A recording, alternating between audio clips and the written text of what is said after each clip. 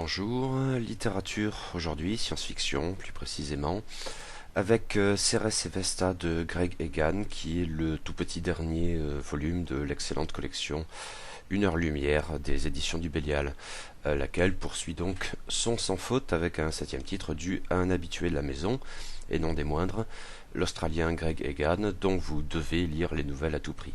Ce que vous avez probablement déjà fait en même temps, enfin sinon je ne saurais trop vous y engager, il n'est jamais trop tard. Et en dépassant le cas échéant les préventions du type de la hard science, oula j'y comprends rien. Après tout, je n'ai rien, mais alors absolument rien d'un connaisseur en matière de sciences dites dures, et je me régale quand même 9 fois sur 10. Ne rien paner à la plongée de Planck ne m'empêche pas d'aduler des raisons d'être heureux, etc. Ça en vaut forcément la peine. En même temps, peut-être ne faudrait-il pas tant insister sur cette dimension hard science sempiternellement accolée à l'auteur, ce que je fais moi-même ainsi, certes. Qu'il brille tout particulièrement dans ce registre, et éventuellement un ou deux bons crans au-dessus de ses collègues les plus habiles, un Stephen Baxter ou, disent-ils, un Peter Watts par exemple, n'implique pas qu'il ne sache faire que cela. Nombre de nouvelles dans les 3 excellents recueils axiomatiques, radieux et océaniques en témoignent, ou plus encore, même sur un mode moins fascinant, le roman Zendegi, et maintenant ce petit mais costaud Cérès et Vesta.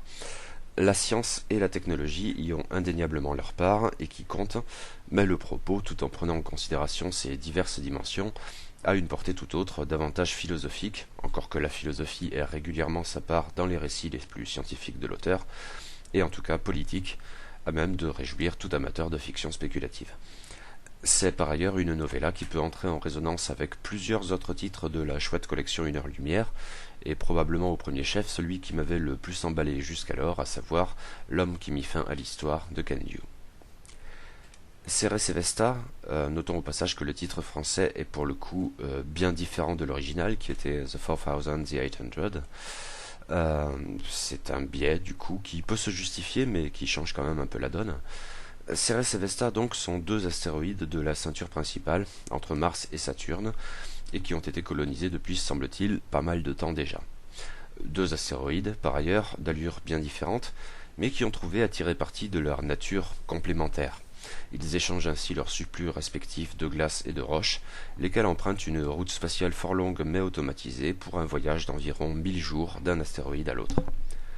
En dehors de cette dimension essentielle, les 2 astéroïdes sont pourtant tout d'abord assez proches, culturellement s'entend, avec une dimension française ou du moins francophone marquée pour Vesta, j'ai l'impression, même s'ils sont politiquement indépendants. Toutefois, l'évolution politique intérieure de Vesta va conduire à une crise opposant les 2 mondes, avec des conséquences tragiquement concrètes.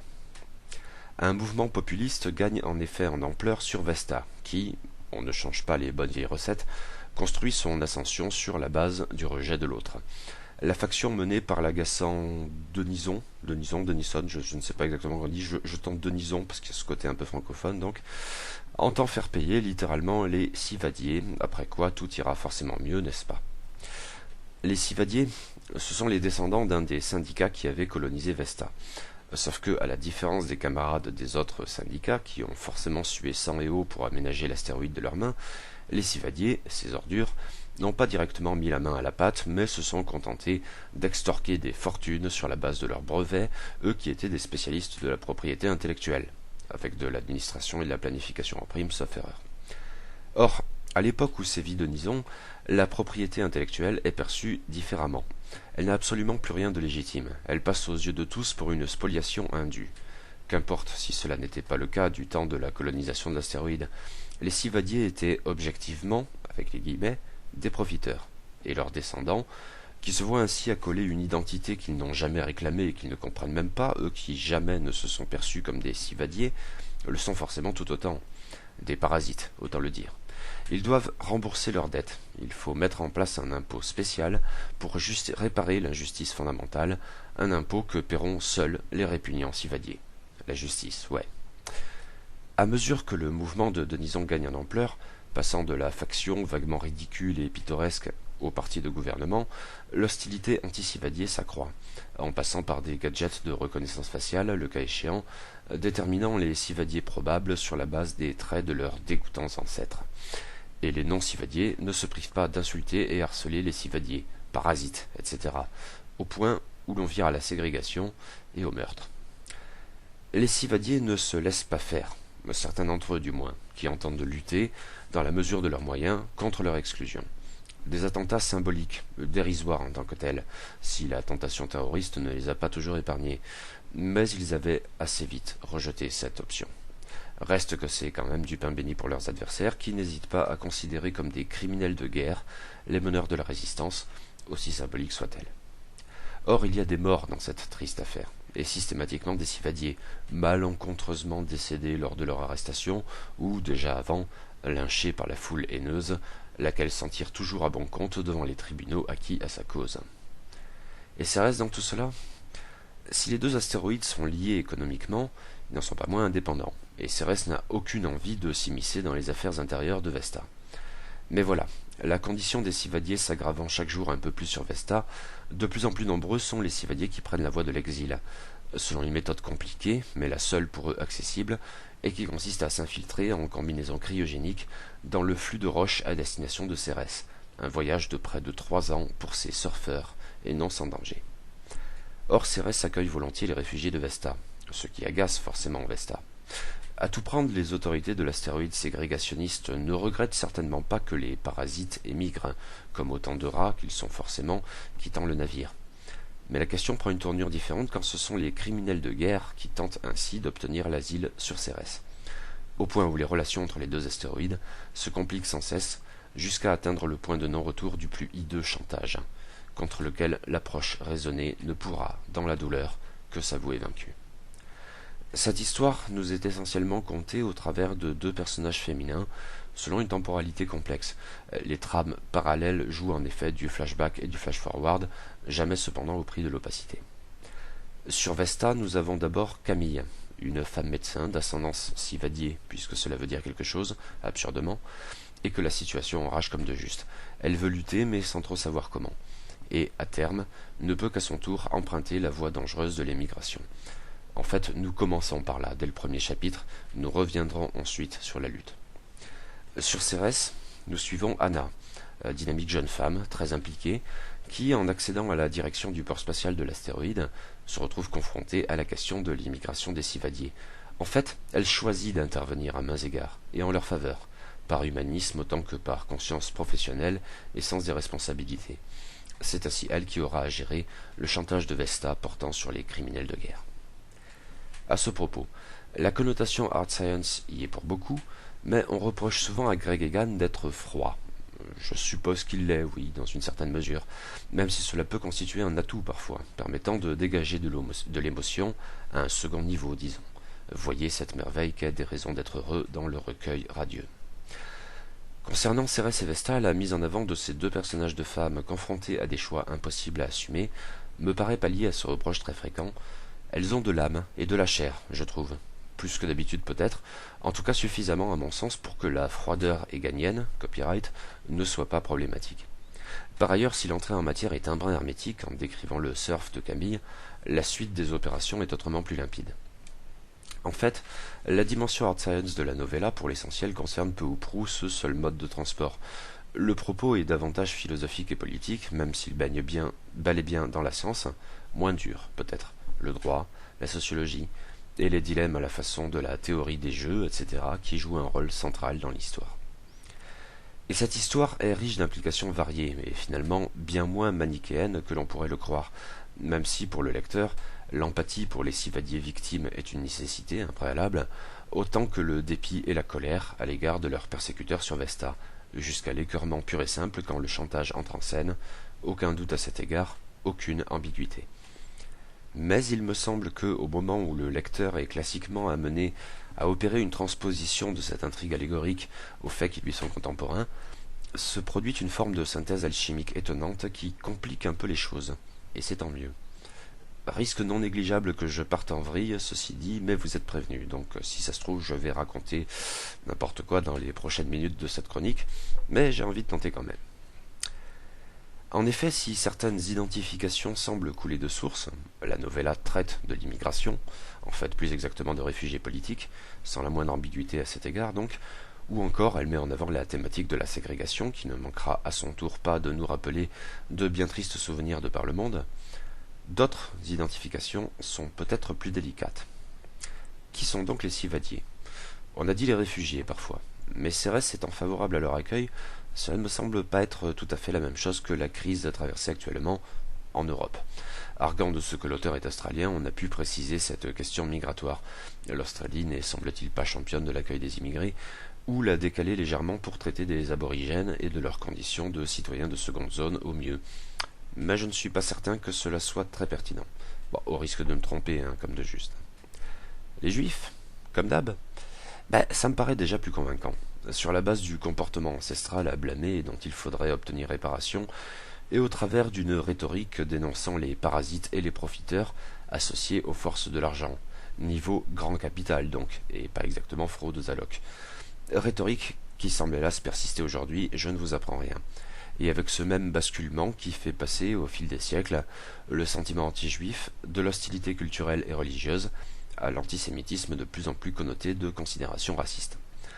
En tout cas, dans Cérès et Vesta, la base, susceptible de très vite déraper dans le racisme ouvert, alors même qu'elle semble partir de préventions certes bornées et indues, mais pas le moins du monde ethnique, la base donc consiste à imputer aux fils les méfaits, réels ou supposés, au fond cela n'importe guère, c'est ce que je crois du moins, c'est à débattre, de leur père. Je crois que c'est ici que la question se complique, dans sa dimension éventuellement juridique et ses relations ambiguës à la morale. Le point de vue initial ne fait aucun doute. Les civadiers sont des victimes, Donison et ses partisans des ordures racistes, la taxe civadier une honte que rien ne saurait justifier, aucun doute. Mais je crois qu'il faut quand même envisager la question plus précisément. Sans bien sûr rejoindre les rangs de Donison, ce n'est certainement pas mon propos, et la condamnation première demeure.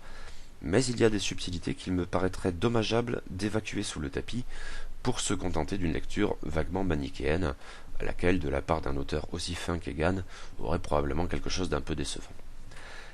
Dans leurs termes, les dominants de Vesta envisagent la question de la taxe civadier sous l'angle des réparations, au sens juridique, disons des indemnisations pour un tort passé, en lui-même générateur d'obligations, ici de dommages et intérêts dans un sens.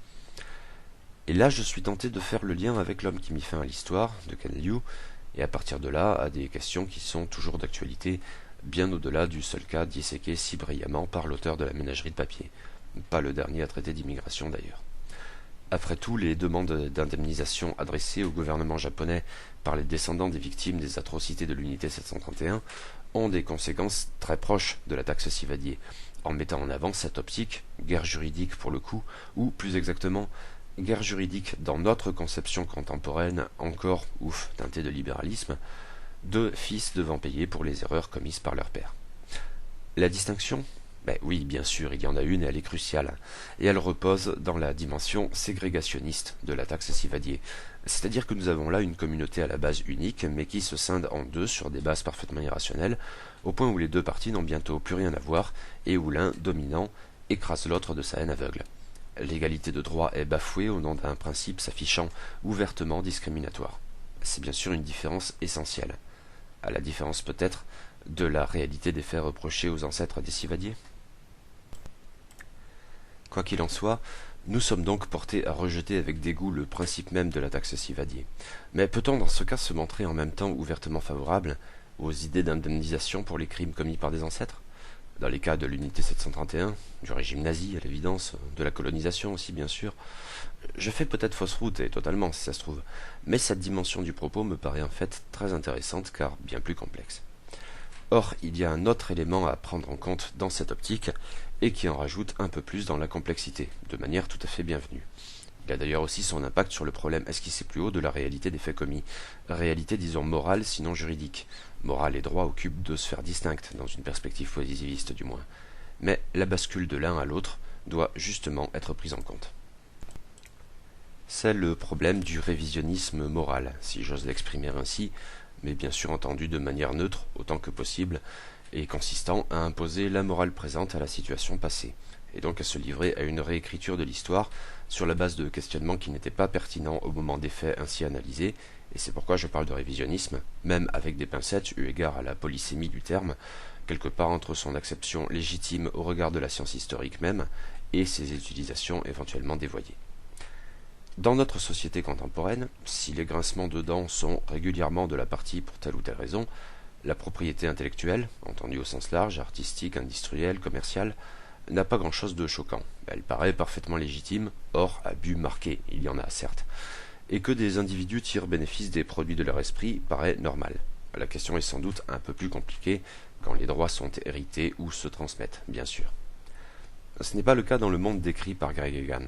La propriété intellectuelle y est clairement perçue comme un abus, une spoliation, et ce sans même forcément verser dans la rhétorique populiste de Denison sur le vrai travail, une rhétorique qui ne nous est certes pas étrangère, à gauche comme à droite. Dans la novella, les Sivadiers, qui haïssent à bon droit Denison, ne tentent pas pour autant, en guise de réponse, de défendre l'idée même de propriété intellectuelle, qui peut les mettre eux-mêmes mal à l'aise, en fait.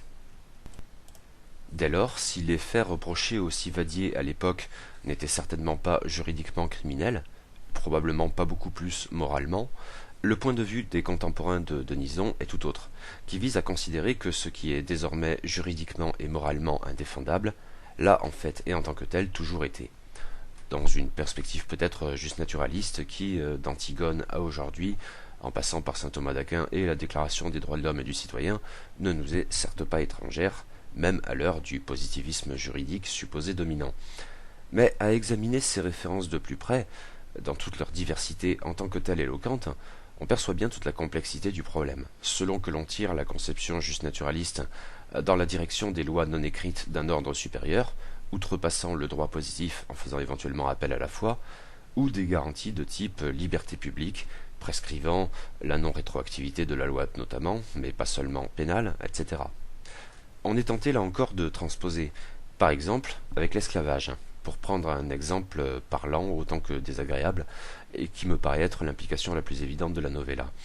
Il nous est bien moralement et juridiquement inacceptable aujourd'hui, mais il était parfaitement intégré, légal et peut-être même moral, dans l'esprit d'une morale contingente, même si la thématique juste naturaliste en tant que telle louche forcément sur l'absolu, il y a somme toute peu de temps. C'est ici que l'on arrive donc à une forme de révisionnisme moral, mais qui se dédouble.